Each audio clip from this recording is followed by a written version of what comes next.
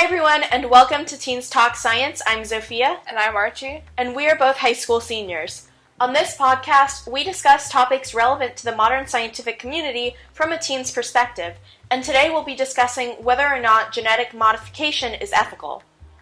So the first type of genetic modification we're going to discuss is CRISPR, which stands for Clusters of Regularly Interspaced Short Palindromic Repeats. CRISPR is genetic information that some bacteria use in antiviral systems. It was discovered by scientists and was then used as a gene editing system. The Cas9 enzyme is able to cut DNA in specific locations based on the guide RNA's instructions. The three different functions of this gene editing tool are disrupting a gene with a single cut, causing the gene to inactivate, deleting a larger sequence of DNA, or correcting or inserting a gene. The gene editing can take place outside of the body, also known as ex vivo, or inside the body, which is known as in vivo. Scientists can remove cells and add the CRISPR gene editing tool to culture them, or introduce the gene editing tool in the body using lipids. So one of the reasons why CRISPR is such an important tool to discuss when we're talking about genetic modification is because a lot of people think that it can be used to treat or cure genetic diseases. For example, there was a recent clinical study that used CRISPR to treat sickle cell anemia. And this has been done before, but what was really different about this specific study is that they were hoping to correct the mutation that causes the disease instead of just treating the symptoms. So what scientists were doing is they were targeting that specific gene in the hopes of essentially finding a cure. And if that works, that could be the future of treating genetic diseases, which is why understanding CRISPR and all the potential ethical dilemmas that could emerge from genetic modification is so important. Yeah, definitely. I think that there is a slippery slope when it comes to gene editing because we have to clarify who decides which diseases will be treated. Right. Is that going to be like some sort of government, like a committee in Congress? Is that going to be the companies, the pharmaceutical companies themselves? I mean, who are we talking about that's going to decide what diseases are cured and what diseases aren't? Exactly. And we also have to figure out where we draw the line with what is treated. I definitely agree. I think establishing where that line is drawn is so important. Because there are some diseases or genetic disorders that some people consider diseases that need to be cured, and other people would disagree on that. Right, so as an example, autism, the research has shifted from finding a cure to helping with early diagnosis and helping people live with autism. I think that this is a good thing because a lot of people with autism or with family members with autism view it as a part of them and not necessarily a disease that should be cured.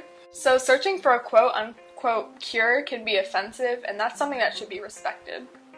I definitely agree. I think establishing that line is really important because, it starts with curing diseases, but that's not how it's going to end.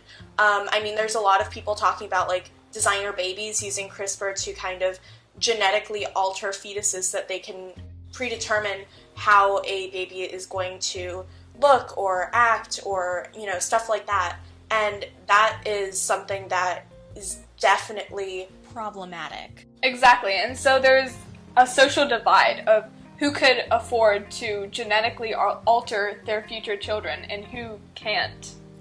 Right, and people who have more money, who can afford to have these designer babies, what are they genetically altering them to look like? Because that could lead to them being more favorable in society, which would give them kind of an unfair advantage. It would kind of create a new kind of social divide between people who are designer babies and people who are not.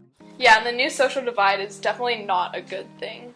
I agree. And then there's also the possibility of entire peoples and cultures being erased by this. If we're altering children to look a certain way, imagine what that kind of tool, that kind of power could be used for in the hands of somebody like Hitler. Right, and that's a lot of power for any individual or corporation or government to have. Because if one person has power, then we could go from treating diseases to then genetically altering appearances to then completely erasing people and cultures.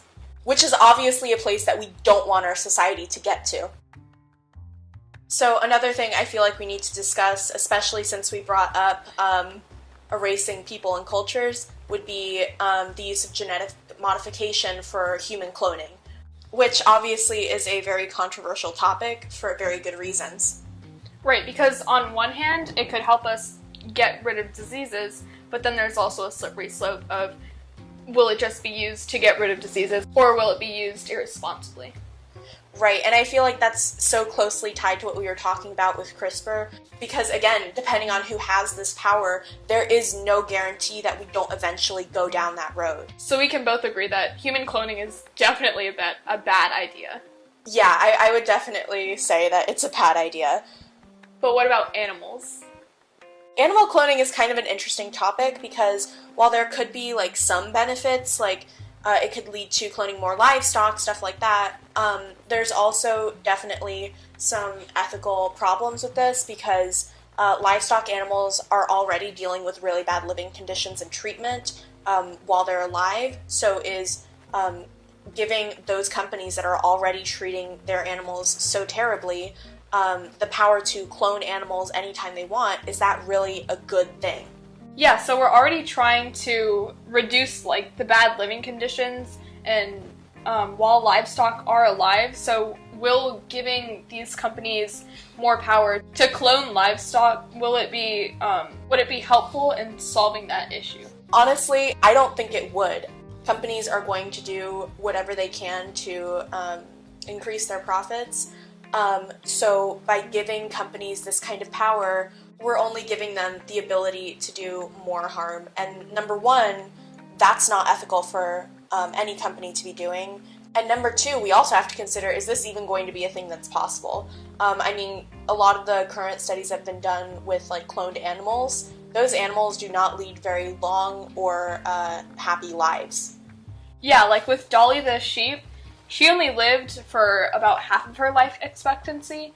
And we also have to keep in mind that if we are using this cloning technology to produce more livestock, will this be healthy for us? Because these animals don't live long lives in the first place, and they usually die from disease. Right, so there's definitely a lot of issues with animal cloning because number one, is it even ethical to be still cloning these animals when we know they're going to have very short and painful lives? And number two, if we even ever did solve that problem, is it ethical to give companies who are already not treating livestock very well, and there's already an ethical debate surrounding that, is it right to give them even more power to possibly harm their animals? Right, so whether it is animal cloning, human cloning, or gene editing, I think that there is definitely a slippery slope when it comes to ethics. Yeah, there's so many problems that could arise from these technologies that really make you question whether it's a good idea to keep pursuing them. Okay, so thank you guys so much for listening to our discussion. I hope you guys enjoyed. If you did, don't forget to follow our podcast. We upload every Saturday at 10 a.m. and we discuss a lot of really cool topics on here. So don't forget to follow us, and I hope we'll see you next time on Teens Talk Science.